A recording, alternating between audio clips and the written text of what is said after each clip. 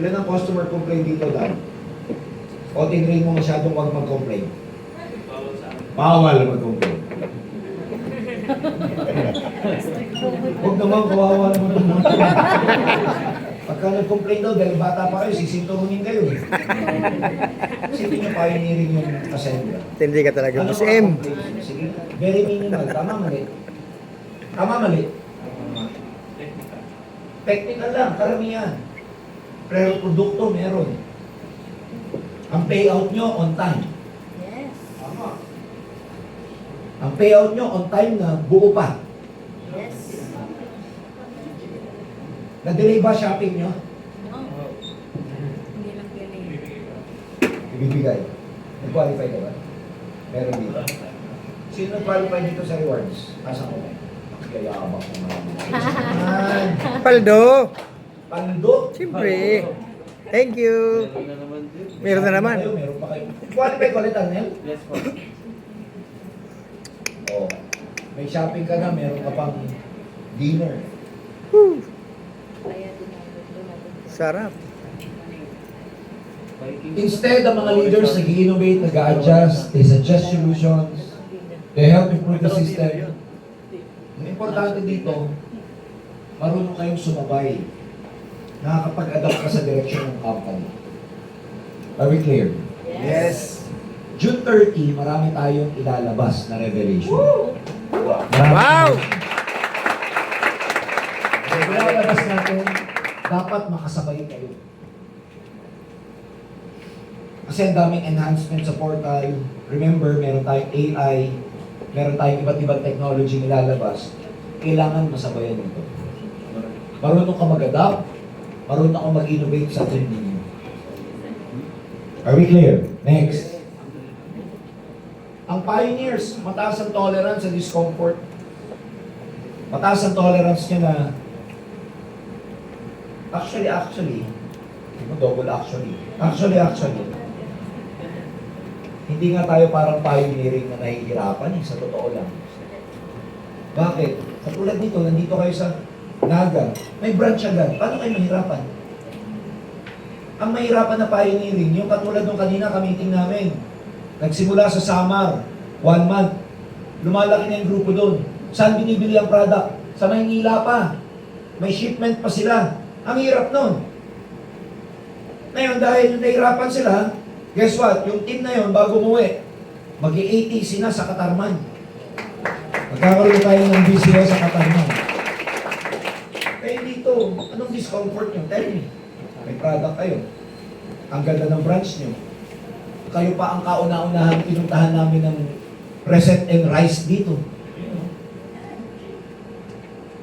Di nga kayo nakakaramdam ng discomfort alos eh. Tama, mali? Nag-training kayo kagabi.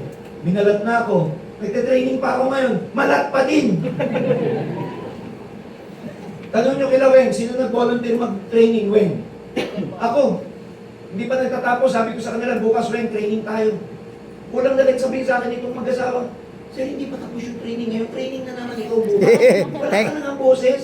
Thank you, Sir George. Oh. Because we love you. Thank We you. want you to grow.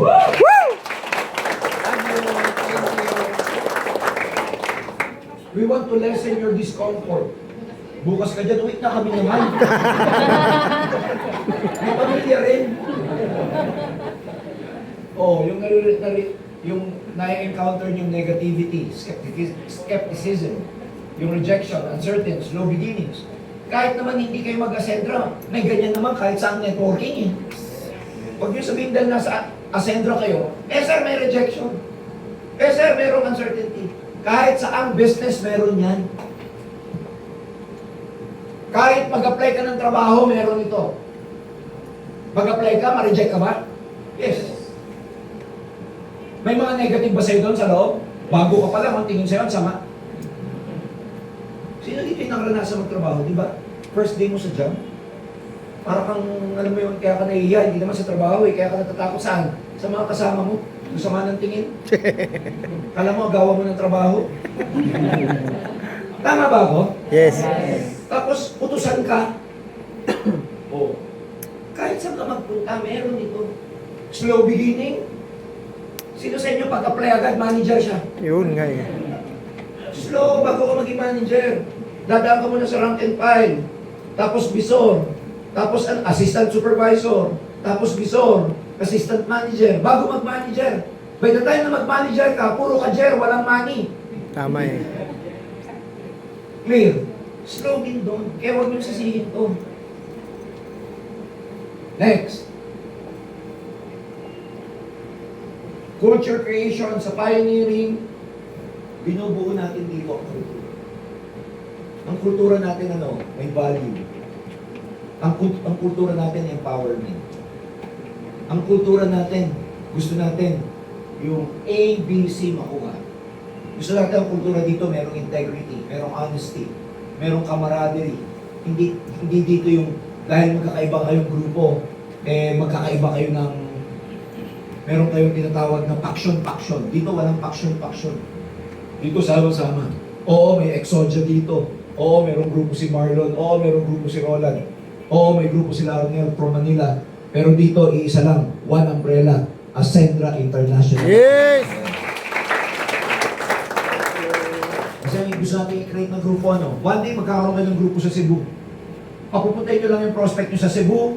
Wala kang pag-aalim lang na doon hindi masusunod, hindi mapupunta sa ibang grupo. Kasi ang kultura natin dito, pag nagpunta yung prospect mo sa Cebu, aalagaan ng staff, aalagaan ng mga ibang leader doon, palalakihin kahit wala ka, kasi tutulungan ka, because based on the culture, nagtutulungan ang mga magkakaibang grupo. Tama eh. By the time na yung taga Cebu naman, magpapadala ng grupo dito, sino pwedeng lapitan doon? Si Wayne, si Marlon, si Roland, kung sino-sino, alam ng leader sa Cebu, na yung grupo niya dito, lalaki kahit wala siya, kasi ang kultura dito, tulungan, maganda, nagsusupport, kahit hindi magkakagrupo. Tama eh. We grow together if we help each other. Nagkaroon kayo ng grupo one day, sa Ghana. May na-online ka, nag-attend. Pinapunta mo lang sa office dahil maganda kultura ng Ascendra. Kung kultura sa Pilipinas, yun ang magiging kultura all over the world. Kahit magbato ka ng magbato sa kahit sa branches natin, alam mong lalaki puputok. Kasi kahit wala ka doon, yung leader doon, kahit hindi niya grupo yung leader mo, papuputokin at aalagaan niya. Kasi ganoon ang kultura ng Ascendra International. Ano? Thank you. Masarap ba mag-network pag gano'n? Yes! Kaya pag may pupunta dito, na ibang grupo, taga-ibang lugar, alagaan nyo. Kasi ganun din pagdating ng panahon na ikaw, pag nagkaroon ng grupo sa iba, aalagaan din ng mga tao dun. Kasi okay ang kultura dito sa Bicol. Kung dito, pangit ang kultura. Tinolerate namin na walang tulungan. May binatong leader dito, taga Maynila, taga Cebu. Tapos sabi ng leader, hindi inalagaan yung grupo ko dun Guess what? Babalik sa iyo yun. By the time naman ang ikaw may bato sa Cebu, ano sasabihin ng leader? Ha! Ha! Gaganti ako! Gets nyo ako? Hindi nila alagaan. Paano tayong lalaki? Next. Teka lang. Pakibalik. Kaya maintain natin yung energy. I-maintain natin yung magandang standard. Na dito tulungan, hindi natin pinapa-cheat ang networking. Hindi natin pinapababa yung standard ng networking. Because of Ascendra, we are ascending to a new era of network marketing. Hindi na siya community. Movement na ang tawag dito. Hindi na siya company. Hindi na siya network. Hindi na siya organization. It's called a movement. And I'm proud of you all because you're part of the pioneering movement ng Ascendra International. Ayan? Hindi professionalism. Maayos kang kausap. Hindi ka mukhang pera. Professional kang kausap. May integridad ka. Hindi ka plastic. Hindi ka orokan. Ano yung orokan? Plastic yun. Magalang ka sa mga cross lines mo. I know this is hard. Lalo na sa mga kabataan dito.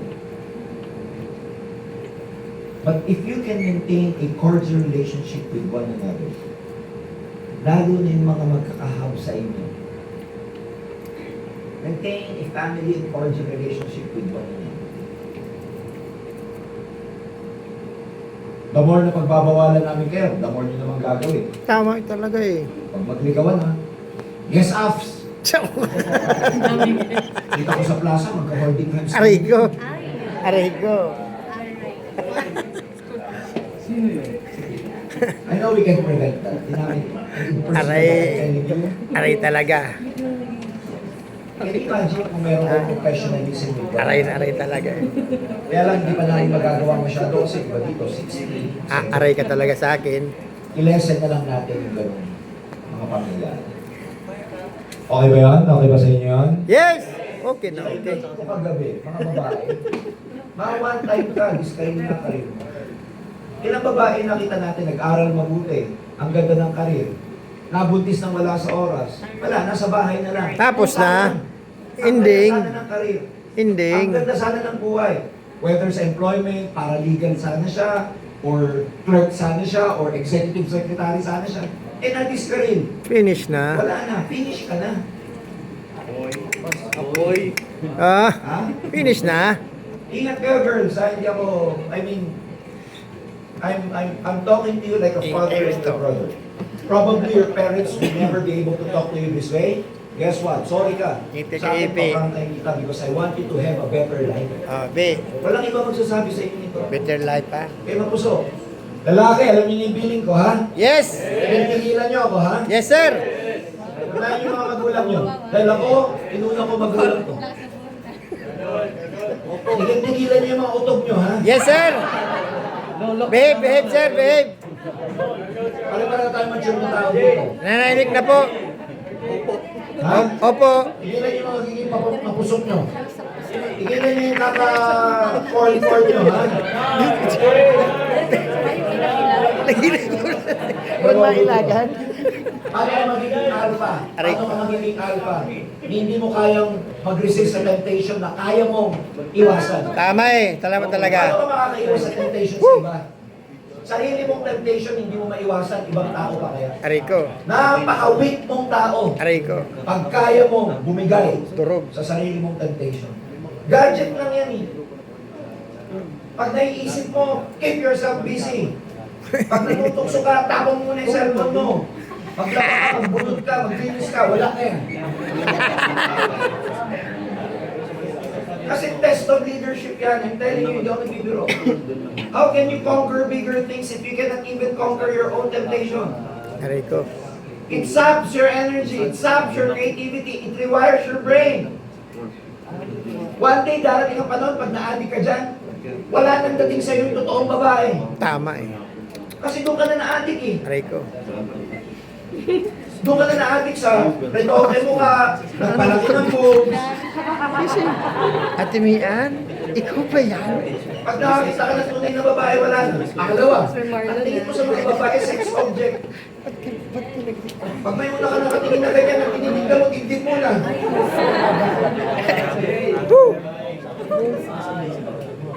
Next. Kaya ang unang test mo sa akin, mga boys, ha? Next slide. Ang unang test para maging top earner ka, iwasan nyo ang porn. Ah, aray ko. Ano yun, sir? Popcorn? Hindi popcorn, ha? Ah, Porn. Aray ko po, Ano talaga. ba? Ang popcorn, popcorn. Laser light, sir. Sinasabi, ha? Iwasan nyo yung mga ano dyan, ha? Heart, Alon? Po. Laser light po. Behave po kami, boss. Ayaw nila. Next slide po, sir. Iwasan yung mga ano dyan, yung mga, hindi ako nanonood nun, yung fake taxi. Iso! Vincent, Pasen po, pasen. sa Pilipinas, Pabulog, boss. paglabas ko sa elevator, may nakasuot pang ganyan. Fake taxi. Nasalubong namin ng dati kong boss sa dating company. Tawa siya ng tawa. Sabi ko, ba't ka tawa ng tawa? Sabi sa akin, hindi mo ba alam yun? Hindi. Wow. Palagi dito fake taxi. Parang si Romel. Tuloy. Parang si Miss President Romel. Baga, fake taxi na ganun kasi. Oo. So please, kasi gusto kayong maging better person. Aanuhin nyo naman kaming mga owner, founder. Kung ang tinuturo lang namin sa inyo, pagiging mayaman, ang hindi namin kayo tinuturuan ng morality. Tama po. Ang hindi namin kayo tinuturuan Thank you! Hindi namin kayo tinuturuan ng GMRC, Good Manners and Right Conduct. Aanuhin namin yung pagiging mayaman mo kung balasubas ka naman. Tama eh. Ang sama ng ugali. Bago na po. Kahapon Wala kang lang. respeto sa mga babae. Wala kang respeto sa nanay at tatay mo. Aanuhin niya lang, hindi namin tinayo ang Cassandra para yumaman lang kayo. Tinayo namin ang Cassandra so you can become a better person. It's an avenue that you can become a better person. Hindi natin 100% magagawa yan, but at least coming from us, we give you the right direction. It's what separates a center from a lot of companies. Gets niyo ako? Yes. Kaya sa building stage pa lang, pagtulungan natin, next,